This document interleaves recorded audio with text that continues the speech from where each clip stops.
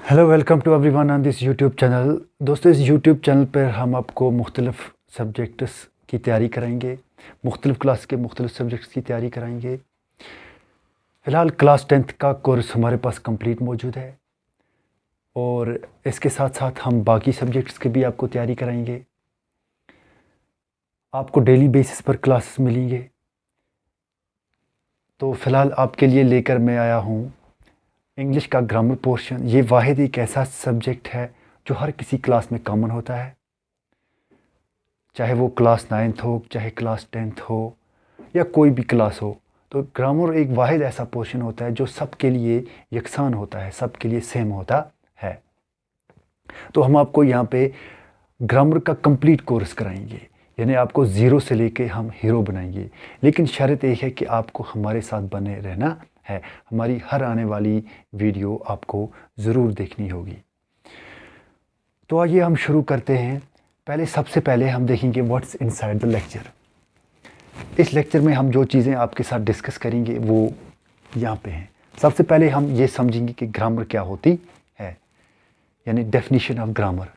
उसके बाद sentence and it's kinds, उसके बाद पार्ट्स ऑफ स्पीच, और उसके बाद नाउन्स एंड इट्स काइंड्स। तो ये टॉपिक इस लेक्चर में हम आपके साथ डिस्कस करेंगे। तो अब हम आते हैं व्हाट इज़ ग्रामर। लेकिन ग्रामर को जानने से पहले आपको एक चीज़ जानना ज़रूरी है। जब हम कोई भी काम करते हैं, फॉर एग्ज़ाम्पल जब हम गाड़ी चलाते हैं, तो कोई भी काम करने के हमारे कोई ना कोई रूल्स होते हैं। जब हम रूल्स के साथ वो काम करते हैं तो हम उस काम को अच्छे से निभा पाते हैं। ऐसे ही जो कोई भी लैंग्वेज होती है, किसी भी लैंग्वेज को बोलने के कुछ रूल्स होते हैं, और जब हम रूल्स के साथ उस लैंग्वेज को बोलेंगे, उस ज़ुबान को बोलेंगे, तो हम परफेक्ट ज़ुबान बोल सकते हैं, यानी उस ज़ुबान को हम अच्छे से बोल सकते हैं। लेकिन जब हमें रूल्स का पता ना हो तो हम उस ज़ुबान को अच्छे से बोल नहीं पाते हैं। तो जो ये रूल्स होते हैं, इसी को हम ग्रामर कहते हैं। जैसे कि आपके स्क्रीन पे लिखा हुआ है, grammar is a science which describes and deals with the rules of a particular language. यानी ग्रामर एक साइंस होती है जो बयान करती है किसी भी ख़ास लैंग्वेज के कवायद को। रूल्स मीन्स कवायद। It lays down the rules of a language for changing the forms of words and combining them into the sentences. ये जो अल्फाज होते हैं उनकी शक्लों को तब्दील करके और उन्हें सेंटेंस में जमा करके उसके रूल्स के बारे में, उसके असूलों के बारे में बताती है। और एक कंप्लीट यानी intact means complete knowledge of grammar is essential for writing and speaking a language correctly. एक लैंग्वेज को कंप्लीट यानी एक लैंग्वेज को अच्छे तरीके से बोलने के लिए हमें ग्रामर की पूरी जानकारी होना बहुत ज़रूरी है। नॉलेज मीन्स जानकारी, यानी कोई भी लैंग्वेज बोलनी होती है तो अगर आपके पास उसकी ग्रामर, कंप्लीट ग्रामर के बारे में पता है तो आप कोई भी लैंग्वेज आसानी से बोल सकते हो। अब मैं आपको सेंटेंस के बारे में बताऊंगा। देखो सेंटेंस क्या होता है। सेंटेंस जानने से पहले आपको मैं बताऊंगा कि जो लैंग्वेज होती है, it's a major means by which we communicate और इंटरेक्ट विद ईच अदर। यानी लैंग्वेज वाहिद एक ऐसा ज़रिया होता है जिससे हम एक दूसरे के साथ तालमेल कर सकते हैं, एक दूसरे के साथ बातचीत कर सकते हैं। जब हम बोलते हैं तो हम वर्ड्स का इस्तेमाल करते हैं, और जो ये वर्ड्स होते हैं ये ख़ास तौर पर ग्रुप्स में होते हैं। जैसे कि a bad workman curls with his tools, यानी नाच न जाने आंगन टीडा। तो अब हम समझेंगे कि सेंटेंस क्या होता है। देखो, ए ग्रुप ऑफ वर्ड्स, सेंटेंस क्या है? It is a group of words. ये ग्रुप ऑफ वर्ड्स है, अरेंज्ड इन ए मैनर, एक ऐसे अंदाज में इसे अरेंज किया गया है which makes a complete sense, यानी जिससे इसका पूरा माना समझ आ जाता है। यानी जब हम ग्रुप ऑफ वर्ड्स को एक ऐसे अंदाज में तरतीब देते हैं कि उसका कंप्लीट सेंस यानी उसका कंप्लीट माना हमें समझ में आ जाए, तो उससे हम सेंटेंस बोलते हैं। इसकी एग्जांपल यहाँ पर लिखी हुई है। देखो, ये एक इसका कंप्लीट माना हमें समझ आता है। अगर किसी भी मतलब कहें कोई भी वर्ड्स अरेंज किए गए हों लेकिन वो तरतीब में ना हो और उनका मायना भी हमें समझ में ना आए, तो वो सेंटेंस नहीं कहलाता है। सेंटेंस वही होता है जिसका मायना हमें समझ में आ जाए। तो इस जो सेंटेंस होता है, based on meaning and sense, the sentence can be classified as, यानी माने के लिहाज से और सेंस के लिहाज से जो सेंटेंस है इसे 4 हिस्सों में बांटा गया है। पहले को डिक्लेरेटिव सेंटेंस बोलते हैं, डिक्लेरेटिव और assertive sentence, imperative sentence, interrogative sentence, exclamatory sentence. तो अब हम इनको एक एक करके समझेंगे। तो अब हम आपको बताएंगे सेंटेंस की किस्मों के बारे में एक एक करके। सबसे पहले डिक्लेरेटिव सेंटेंस। डिक्लेरेटिव सेंटेंस एक ऐसा सेंटेंस है, एक ऐसा जुमला है जिसमें कुछ बयान हो या जिसमें कुछ दावा हो, यानी एक ऐसा सेंटेंस जिसमें बयान हो या जिसमें दावा हो। A sentence which makes a statement or assertion is called declarative or assertive sentence. जैसा कि एग्जाम्पल इसकी है, द अर्थ इज राउंड, ज़मीन गोल है, इट्स ए स्टेटमेंट, ये एक बयान है। तो दूसरा जो है वो है imperative sentence. A sentence which expresses a command, request, entreaty और विश, यानी एक ऐसा सेंटेंस जिसमें कमांड हो यानी हुक्म हो, कमांड हम फरमान को भी बोलते हैं, रिक्वेस्ट, रिक्वेस्ट मीन्स दरख्वास्त या अर्ज़, इंट्रेटी मीन्स इल्तिजा और विश या चाहत हो। तो ऐसे सेंटेंस को हम इंपरेटिव सेंटेंस बोलते हैं। यानी जो इंपरेटिव सेंटेंस होता है इसमें या तो कमांड होती है, या तो इसमें रिक्वेस्ट होती है, या तो इसमें इंट्रेटी होती है, इंट्रेटी मीन्स इल्तिजा, या तो इसमें विश यानी चाहत होती है। तो ऐसे सेंटेंस को हम इंपरेटिव सेंटेंस बोलते हैं। देखो फॉर एग्जाम्पल से आप अच्छी तरह समझ पाओगे। Bring a glass of water, bring a glass of water it's a command. यहाँ इसमें कमांड है, फरमान है, यानी दूसरे को इंसान हुक्म करता है, बोलता है जाके मेरे लिए पानी का एक गिलास लाओ, यानी इसमें किसी भी किस्म की रिक्वेस्ट नहीं है, ये सीधी कमांड है, ये फरमान है। अब दूसरा जो है यह है please lend me your English grammar book. यहाँ पे रिक्वेस्ट है, यहाँ पे दरख्वास्त है, एक आदमी दूसरे से दरख्वास्त करता है, कहता है कि please lend me your English grammar book, बराए मेहरबानी अपनी इंग्लिश ग्रामर बुक मुझे दे दो, यानी अपनी इंग्लिश की जो ग्रामर किताब है वो मुझे दे दो। और यहाँ पे प्लीज़ भी लगा हुआ है, प्लीज़ का मतलब है ये से दरख्वास्त कर रहा है। ओ गॉड हेल्प मी, इसमें इंट्रेटी है, इसमें इल्तिजा है, ऐ खुदा मेरी मदद कर। May God help you to achieve success in your mission, खुदा आपको अपने मिशन में कामयाबी से हमकिनार करे, इसका ये मतलब है। तो इसमें विश है, इसमें चाहत है। तो अब हम आते हैं तीसरे पे। जो तीसरी है दैट इज़ इंटरोगेटिव सेंटेंस।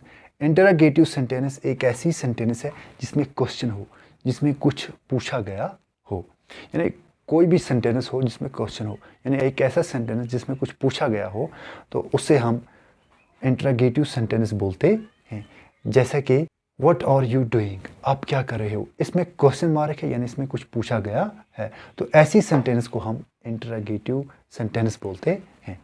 अब है नंबर 4 है A sentence which expresses a strong feeling is called exclamatory sentence. Exclamatory sentence वो sentence होती है जिसमें strong feeling हो। Strong feeling का मतलब होता है जब आप बहुत ज़्यादा खुश होते हो तो that's your strong feeling, या आप नाराज़ हो जाते हो that's your strong feeling, या आप डर जाते हो तो डर भी क्या है, it's a strong feeling। तो मैं आपको बहुत सारी एग्जांपल्स दे सकता हूँ। यहाँ पे एक एग्जांपल है I have secured first division, यानी यहाँ पे ये खुश होता है क्योंकि इसने पहली डिवीजन हासिल की है। That's called exclamatory sentence। अब जो ये सेंटेंस होता है इसमें एट लीस्ट यानी कम से कम या तो इसमें एक सब्जेक्ट होता है या तो एक प्रेडिकेट होता है। अब देखो सब्जेक्ट क्या होता है। सब्जेक्ट मीन्स कोई भी पर्सन या कोई भी थिंग जो काम करने वाला होता है उसे हम सब्जेक्ट बोलते हैं। प्रेडिकेट होता है यानी उसके बारे में कुछ खबर हो या जो उसने काम किया हो, उसे हम प्रेडिकेट बोलते हैं। यानी पहला होता है सब्जेक्ट, इसे हम उर्दू में मुब्तदा बोलते हैं। दूसरा प्रेडिकेट यानी खबर, उसके बारे में कुछ बताया गया हो। एग्जाम्पल है साकिब रोट ए लेटर। यहाँ पे जो साकिब है दैट्स अ पर्सन, ये काम करने वाला है। यानी या इसके बारे में खबर क्या है, रोट ए लेटर, इसने एक चिट्ठी लिखी। तो एक सेंटेंस में कम से कम एक सब्जेक्ट होता है और एक प्रेडिकेट होता है। तो अब हम आएंगे अपने अगले टॉपिक की तरफ। तो हमारा अगला टॉपिक है पार्ट्स ऑफ स्पीच। कोई भी सेंटेंस होता है वो वर्ड से मिलकर बना हुआ होता है और वर्ड्स के अलग अलग फंक्शंस होते हैं, इसके अलग अलग यूजेस होते हैं। इसी बिना पर हम जो वर्ड्स होते हैं उन्हें हम डिफरेंट काइंड्स और डिफरेंट ग्रुप्स में क्लासीफाई करते हैं। इसी क्लासिफिकेशन को हम पार्ट्स ऑफ स्पीच कहलाते हैं। पार्ट्स ऑफ स्पीच 8 हैं। They are 8 in number. Noun, pronoun, adjective, verb, adverb, preposition, conjunction and interjection. एक एक करके हम आपके साथ ये डिस्कस करेंगे पार्ट्स ऑफ स्पीच को। तो सबसे पहले है नाउन। तो नाउन क्या है? नाउन एक लफ्ज़ है जिसे हम इस्तेमाल करते हैं किसी भी शख्स, किसी भी जगह या किसी भी चीज़ का नाम देने के लिए। The noun is a word used as the name of a person, place और थिंग। अब मेरा आपसे एक सवाल है कि जो प्लेजर है ना, प्लेजर ये क्या है? क्या ये नाउन है? ड्रीम ये क्या है? सैड ये क्या है? हैप्पी ये क्या है? क्या ये भी नाउन है? अगर ये नाउन है तो ये क्या ये पर्सन है, क्या ये प्लेस है या थिंग है? तो इसका जवाब सिंपल है, ये भी नाउन है और ये थिंग है। देखो थिंग किसे बोलते हैं? थिंग की एक अलग डेफिनेशन है। The word thing includes all objects that we can see. यानी जो वर्ड थिंग है इसमें वो सब चीज़ें आती हैं जिन्हें हम देख सकें, जिन्हें हम टच कर सकें, जिन्हें हम सुन सकें, जिन्हें हम स्मेल कर सकें या जिन्हें हम टेस्ट कर सकें। जिन्हें हम देख सकते हैं, जैसे बोर्ड है, बोर्ड को हम देख सकते हैं। बोर्ड, अब बोर्ड क्या है? ये एक चीज़ है, इसे हम टच भी कर सकते हैं। आवाज़, वॉइस, वॉइस को हम सुन सकते हैं, हम इसे हियर कर सकते हैं। स्मेल, स्मेल यानी बू, चाहे अच्छी हो या बुरी हो। और टेस्ट, टेस्ट जिसे जैसे बिटर है, जैसे कड़वा या सोर, खट्टा, ये सब टेस्ट पे आता है। तो ये क्या है? बिटर क्या है? इट इज़ नाउन, और नाउन में ये थिंग है। तो कुछ चीज़ें ऐसी होती हैं जिन्हें हम सोच सकते हैं लेकिन हम उन्हें हासिल नहीं कर सकते हैं। Something we can think of but can not receive, उसे भी हम नाउन कहते हैं। तो नाउन की 5 किस्में हैं। There are 5 kinds of noun. Noun की 5 किस्में हैं। Number 1 proper noun, number 2 common noun, number 3 collective noun, number 4 material noun, number 5 abstract noun. Proper noun क्या है? ये किसी भी ख़ास जगह या किसी भी ख़ास चीज़ का नाम देने के लिए हम इसे इस्तेमाल करते हैं। यानी जो हमें ख़ास जगह, ख़ास चीज़ या ख़ास शख्स के बारे में बताए, उसकी निशानदेही करे। जैसे Allama Iqbal, India, Geeta. Common noun ये हम इस्तेमाल करते हैं किसी भी आम शख्स, किसी भी आम चीज़ या किसी भी आम जगह का नाम देने के लिए हम इसे इस्तेमाल करते हैं। यानी आम चीज़, टेबल एक आम चीज़ है, पेन आम चीज़ है, टाउन एक आम जगह है, विलेज एक आम जगह है, ऐसे रिवर है, बुक है, ये सब चीज़ें आम हैं, एट्सट्रा। कलेक्टिव नाउन एक ही किस्म के इंडिविजुअल्स या एक ही किस्म की जो चीज़ होती है उसका जो ग्रुप होता है या उसका कलेक्शन, उसे हम एक ही नाम देते हैं। That's called collective noun. जैसे आर्मी है, क्लास है, क्राउड है। उसके बाद है material noun. It denotes the matter और substance of which a thing is made. यानी ये एक ऐसी चीज़ या मादा की निशानदेही करती है जिससे कोई चीज़ बनती है। जैसे वुड से हम दरवाज़ा बनाते हैं। क्ले, इसे हम मिट्टी के बर्तन बनाते हैं। रबर, आयरन से भी बहुत सारी चीज़ें रबर से भी बनाते हैं, एट्सट्रा। इसके बाद है abstract noun. It expresses quality, state और एक्शन। ये जाहिर करता है मेयार को, हालत को या अमल को, जैसे truth, love, soul, pleasure, pain, etcetera. तो आज का टॉपिक हमारा यहीं पर ख़त्म होता है। अगला टॉपिक लेकर हम फिर हाजिर होंगे। तब तक के लिए गुड बाय।